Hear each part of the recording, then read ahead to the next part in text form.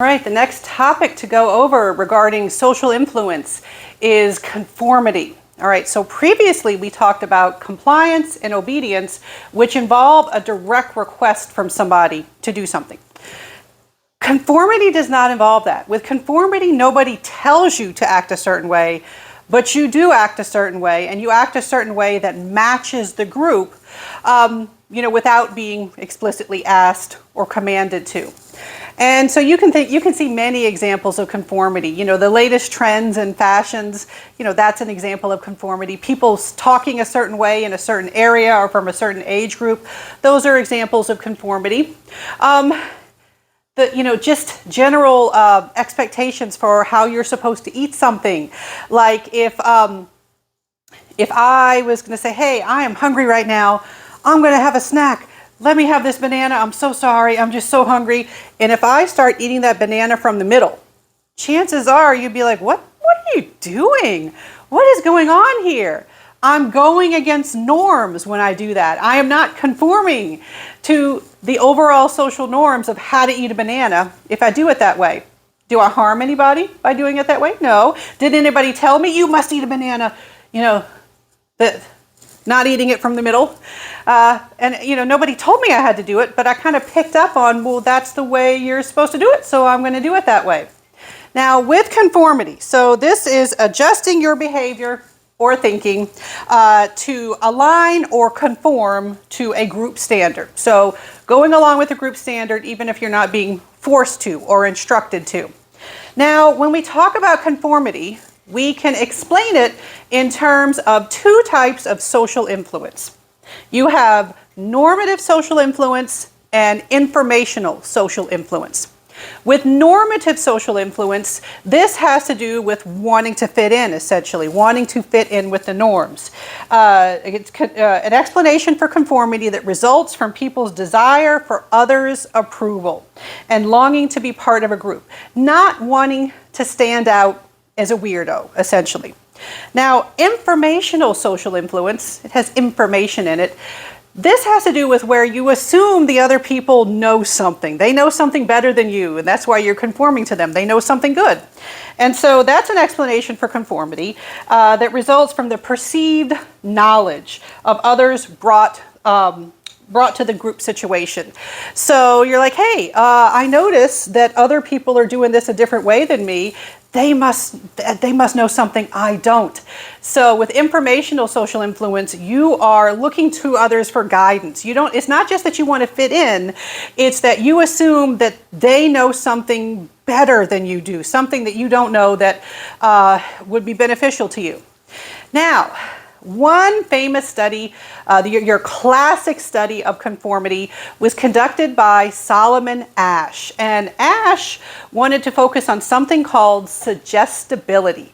All right, with suggestibility, if you've heard that term before, you can get people to think a certain way, to buy into certain ideas. Susceptibility to the opinions and influence of others.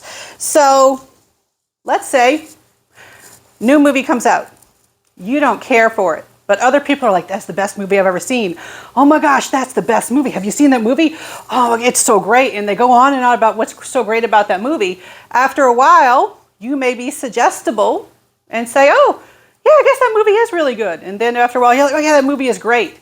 Even though originally you weren't thinking that, you were suggestible, you were susceptible to the influence of the other folks who were going on about how great it was. All right, so how did Asch conduct a study of conformity? How did he manipulate suggestibility?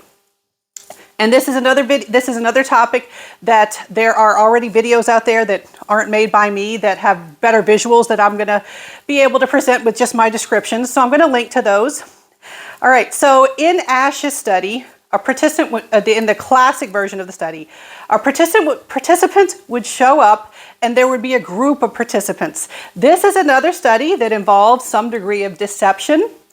The other participants would be Confederates. The other participants had a script. They had something, they had a certain way that they were supposed to behave, or in particular, a certain way they were supposed to answer when there was answering to be done. And so I want to say it was a group of 6, all right? But there's a group of people, the participant shows up, and they don't realize that all the other participants are Confederates. And so they are led to believe that it's a study about perception of line length. They show them 3 lines of different lengths, and they have to figure out, they're showed another line, and they say which of these 3 lines is this line closest in length to. All right, the thing is, what they present is easy. It is obvious which line is closest in length to the stimulus line or the target line. This is not difficult at all. You know, that you have drastically different lengths appearing on the stimulus card.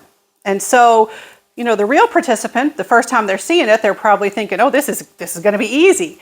But then other participants give their answers, and there were different versions of the study, but in your classic version, the participants give their answers out loud. And they go before the real participant. And so the participant hears people give wrong answer, wrong answer, wrong answer. And so they might be looking around and say, did I misunderstand the instructions? What's going on here? There's the potential that you might have informational social influence. Maybe they think that the other people are picking up on something that they haven't. Or there's also the fact that we don't like to stand out. We don't like to be the one person in the group to give that one answer, to have people look and be like, well, what's with you? Why are you giving the weird answer?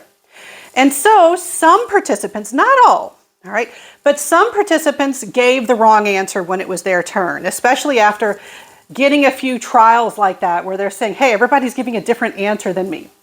So it wasn't the majority that complied a lot, but it was like 1/3. Once again, I don't think the textbook gives the specific percentage, but my memory is that 1/3 were highly conforming, that they changed their answer either all the time or most of the time.